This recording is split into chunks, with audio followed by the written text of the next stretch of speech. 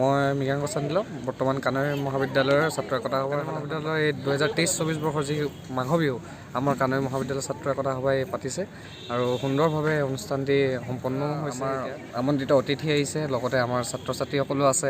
সকলোৱে অনুষ্ঠানটিত ধুনীয়া মানে আগবঢ়াই নিয়াত সহায় সহযোগ কৰিছে আমাক সকলোকে, সেইবাবে আমি ধন্যবাদ জ্ঞাপন কৰিছোঁ।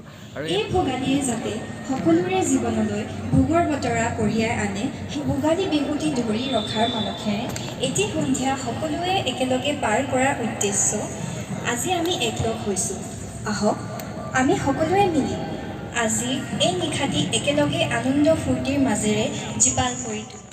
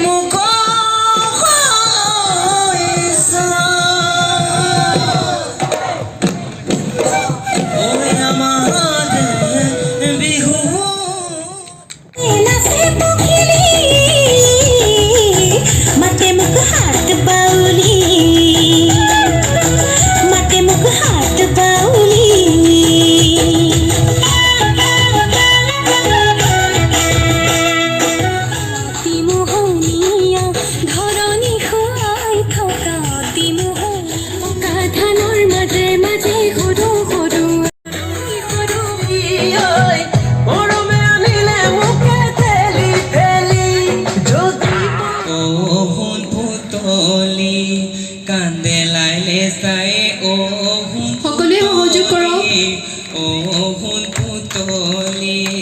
জয়াৰে কথাকে কয়ে শুন পুতলি, বকুল ফুল পুতলি আমি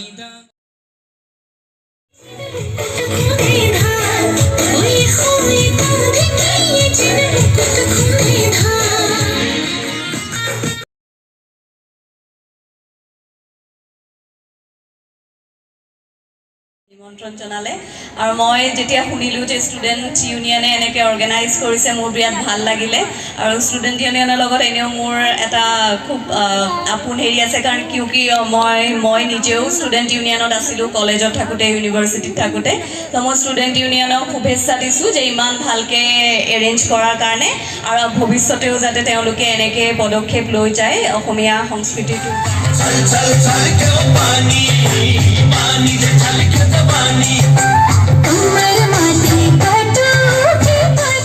মই সকলোকে ধন্যবাদ জনাইছোঁ, শুভেচ্ছা জ্ঞাপন কৰিছোঁ, যাতে আমাৰ সভাপতি চাই যিখিনি কথা কৈছে, আমাৰ মাঘ বিহুৱে সকলো জাতি জনগোষ্ঠী সম্প্ৰদায় আৰু ধৰ্মৰ মাজত ভাতৃত্বৰ বোধ গঢ়ি তোলে আৰু আমাৰ সমাজখন সুন্দৰ কৰি তোলাত এনে পৰম্পৰাই আমাক সঞ্জীৱনী শক্তি দিয়ে। এইখিনিকে কৈ